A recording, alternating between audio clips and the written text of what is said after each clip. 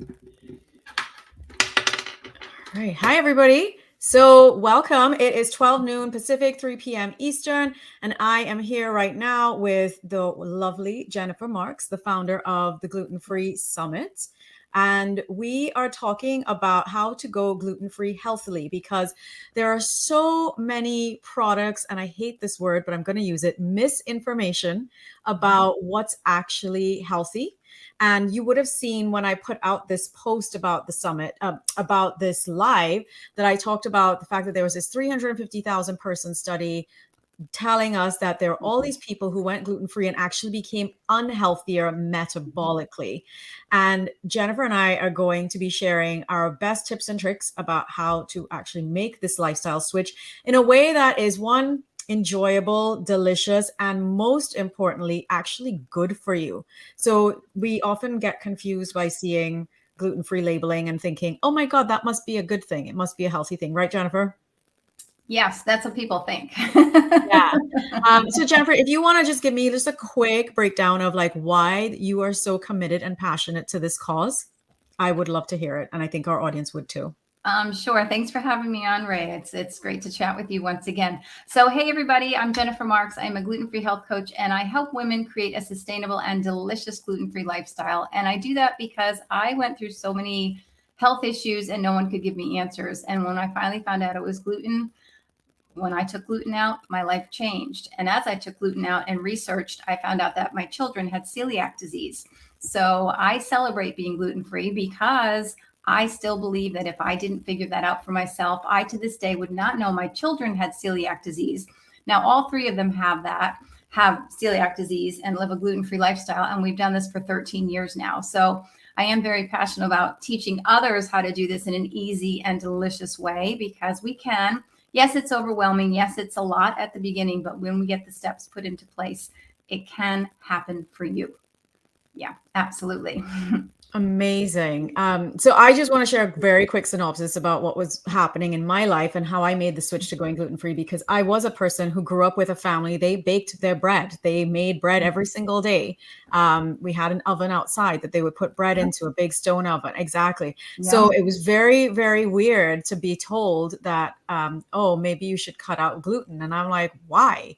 You know, and this was back in 2011. Well, you know, the why was pretty obvious because I was diagnosed with IBS. So, you know, I'm kind of like, I can't believe that eating bread's actually the thing that's causing me all this distress. Now, to be clear, it wasn't only bread. And this is something that I see happen over and over for people. Like they've got multiple sensitivities to different things, and not only foods, like even pollen, seasonal allergies. When people say, oh, it's my allergies, I'm like, yep, you've got so many other things going on under the surface. Your liver's congested, probably due to some of the foods that you're eating, and maybe some other things that we could explore. So my talk, Jennifer and I are going to be doing a talk in about 2 weeks. Actually, not even. It's a lot less than that, right? Like it's, remind me. May 9th. Yours is May 9th. It is. Yeah, it is. It is exactly 2 weeks, right? So we're going to be doing this talk in 2 weeks about the fact that, you know, if you are acquiring more and more sensitivities to foods or perfumes, chemicals, other things, pay attention to what you're consuming. And also it's wise for you to get into like, let me figure out what's going on under the hood of my car, right? Let me test, let me not guess. So my talk is titled Test Not Guess, and I'm going to kind of get into the tests that I like to run. And yeah, I've been gluten-free since 2011. My dad is he wasn't diagnosed as a celiac. In fact, he had been seeing a dermatologist for years to try and figure out what was going on with his psoriasis. And over, you know, Christmas, I decided to give everybody genetic testing kits, because that's what health coaches do for Christmas. And that was back in 2017. And I saw that he had 2 of these genes for celiac disease. And I'm kind of like, oh my God, that's what's going on with you. Like if we cut this out, it will make a difference. And it did, but he started eating a lot of corn to substitute. And that was also a problem for him. So, you know, Jennifer, do you have any tips and tricks that we can give people today about like, well, what are some of the things that they can be mindful of when they're going to switch to this gluten-free life? Yeah, absolutely. Often, you know, we're told we have to go gluten-free, and what do? We we're overwhelmed and stressed. So we run to the grocery store and we go to the gluten-free aisle and grab all that junk that's on the gluten-free shelves and bring it home, and then wonder, hey, I don't feel better. I must not have to be gluten-free because I don't feel better. But the issue is that we're continuing to eat food that's still going to bother us, because all that processed foods, you know, Ray, I know, that's not the best thing for us, my friends. And, you know, I like to tell my clients, if you've grown up, that's all you've eaten, you've only eaten out and eaten processed foods, yeah, maybe you have to start with some of that, but we have to pull you out of that quickly, very quickly, right? Because we can't change overnight, but we have to take those steps to incorporate more whole foods, more, you know, foods that are going to feed your body the right way while you're getting gluten out of there, and you're detoxing your gluten, and then you're creating health for yourself. So finding, you know, fruits and vegetables that you can put on your plate with, you know, brown rice or potatoes or sweet potatoes, or, you know, something that's going to bring health to you over a gluten-free processed meal that you're going to eat, you're going to feel a big, big difference in how you go gluten-free, one versus the other. Amen. That's what I like to hear. Like the difference when you start choosing foods that are actually real, as opposed to the things that are in a box. It's just such a game changer. And I will give away one of my favorite tips. Like, I love buckwheat, and I recently learned about Himalayan, I think it's called Tartarian buckwheat. Have you heard about that? Yeah. No. Yeah. So Dr. Tom O'Brien, actually, he was staying here with Reed and me. And he said, how come you guys don't, because he saw that I have like a lot of buckwheat based breads and snacks and that kind of thing. And he said, do you use the Himalayan Tartarian buckwheat? And I said, no, I don't even know what that is. And he decided to educate me and tell me about it, and say, like, you know, this is something that the founder of functional medicine actually uses, Dr. Jeff Bland. And I was like, oh, that's really interesting. So I went and got, you know, a packet of it. You can get it on Amazon, by the way, folks.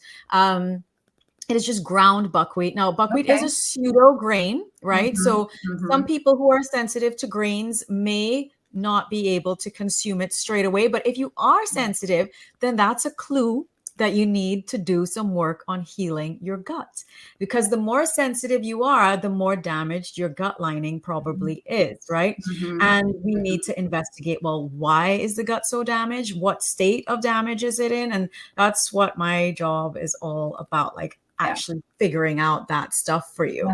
So yeah, Himalayan Tartarian buckwheat, and, you know, some of these other gluten-free, there are gluten-free grains out there, like amaranth is one. There are quite a few that are good, that are not bad. Yeah, I like to use teff. Yeah, exactly. Teff flour, great substitute. You know, I used to use a ton of almond flour. Back in the day, I fancied myself like a paleo chef, and I would make all these cakes and all these breads and treats. But everything that I've learned now is like, oh, that many almonds, probably not the best thing for your digestion either.